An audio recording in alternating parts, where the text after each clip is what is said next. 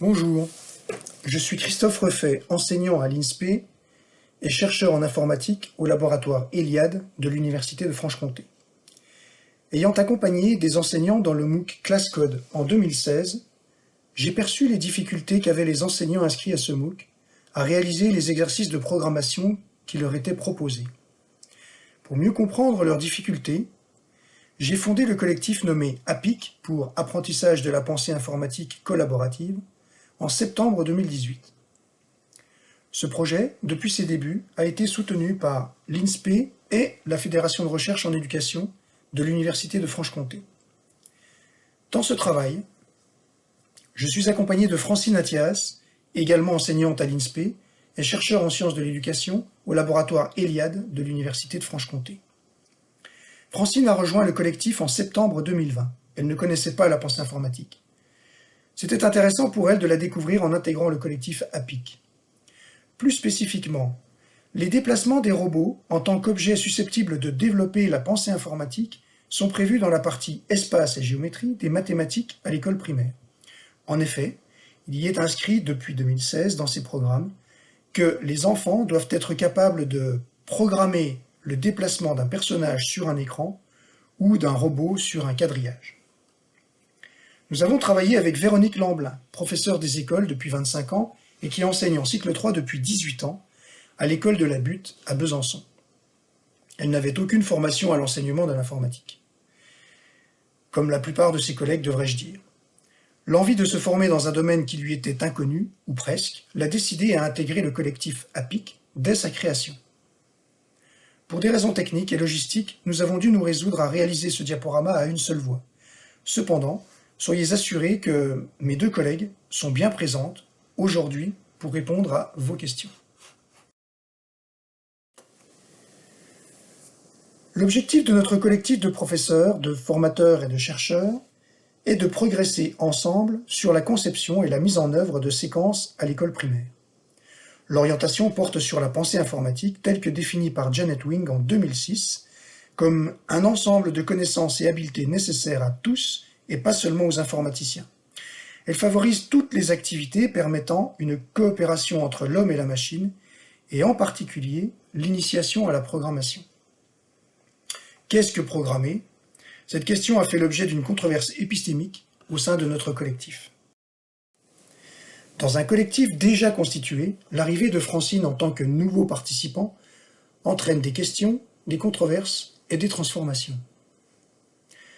Forte de son bagage théorique, elle a rapidement souhaité, par exemple, que nous adoptions des pratiques systématiques telles que la captation des séquences et des séances de classe ou des réunions du collectif.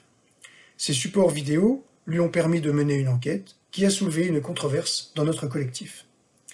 Nous allons donc vous exposer cette controverse en appui sur la présentation du robot.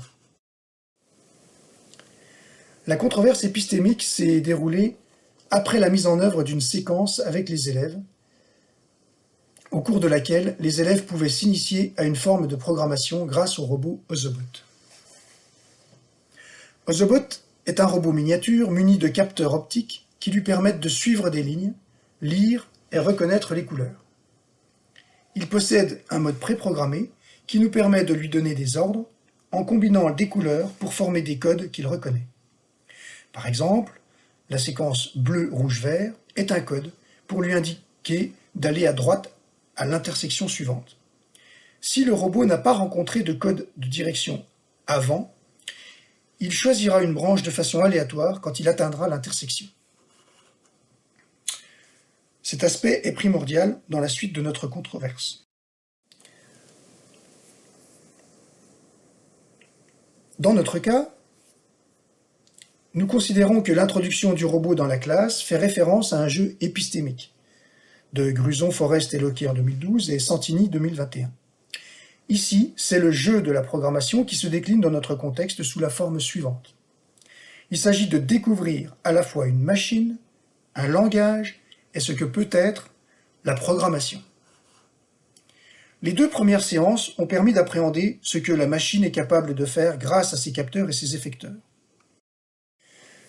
Dans la troisième séance, on est dans l'apprentissage des instructions du langage avec vérification des effets sur la machine. Pour réussir cette activité, il faut 1.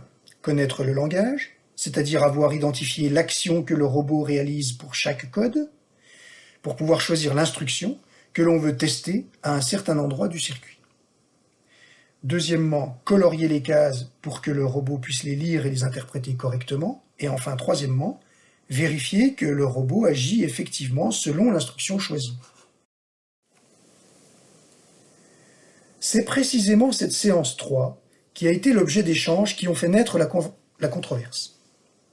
Dans une réunion du collectif réduit, où il y avait Francine et moi, les deux chercheurs, Anne-Marie et Véronique, les deux professeurs, Francine expose ce qu'elle entend par programmer en disant « Je voudrais que le robot agisse comme je décide qu'il agisse. » Véronique confirme sans hésiter « Ça, c'est programmer un robot. » Francine montre le circuit à l'endroit noté 1 sur la figure et dit « Mais lorsqu'il arrive à l'intersection, ce n'est pas moi qui décide, c'est le robot. »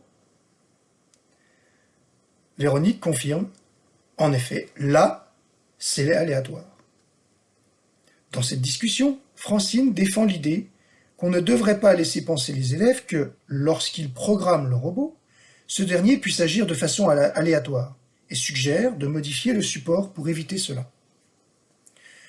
Pour les professeurs, le mode aléatoire ne posait pas problème. L'objectif de cette séance, et en particulier de la fin de cette séance, était que les élèves testent les codes découverts en début de séance. Le circuit n'est qu'un support leur permettant de tester ces codes, individuellement. Les élèves ont vraiment apprécié ce moment, où ils pouvaient colorier les codes et voir le robot exécuter le code qu'ils avaient choisi. Si l'on se place d'un point de vue théorique, c'est-à-dire de la théorie de l'action conjointe en didactique, et de la théorie des ingénieries coopératives, Francine vient d'intégrer le collectif de professeurs et de chercheurs. Elle modélise ce qui se passe en classe par la notion de jeu d'apprentissage, c'est-à-dire faire programmer les élèves en leur proposant un robot suiveur de ligne. Il est en lien avec le jeu épistémique de la programmation. Francine s'appuie sur cette modélisation pour engager les discussions. D'un côté, lorsque le robot lit un code, alors il agit d'une certaine manière. Nous pouvons dire que nous avons programmé le robot. D'un autre côté, comme le robot suiveur de ligne continue sur le chemin, il est susceptible de réaliser des choix de direction aléatoires. Si Francine s'en inquiète, nous avons vu que les professeurs, en revanche, ne s'intéressent pas à ce que le robot fait après avoir exécuté le code choisi et programmé par les élèves.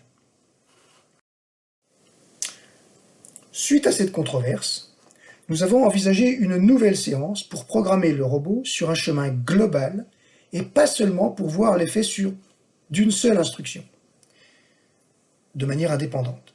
Je me suis alors proposé pour concevoir de tels circuits défis.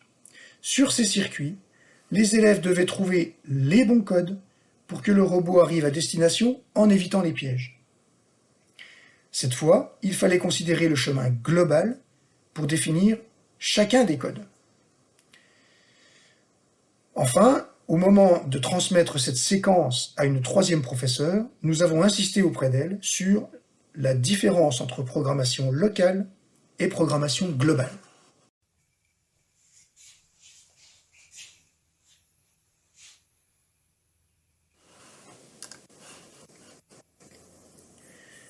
Vous pouvez voir ici le comportement du robot. Vous pouvez d'ailleurs identifier que lorsqu'il reconnaît un code, alors on voit que sur le dos, il clignote. Voilà les défis tels qu'ils ont pu être résolus par les élèves. J'espère qu'en ces 10 courtes minutes, vous aurez pu saisir ce qui s'est joué dans notre collectif au moment de l'arrivée de Francine et comment la controverse nous a permis de construire de nouveaux savoirs. Si ce n'est pas le cas, n'hésitez pas à retourner dans les actes. Avec Véronique et Francine, nous vous remercions pour votre attention et serons heureux de répondre tous les trois à vos questions. Encore merci.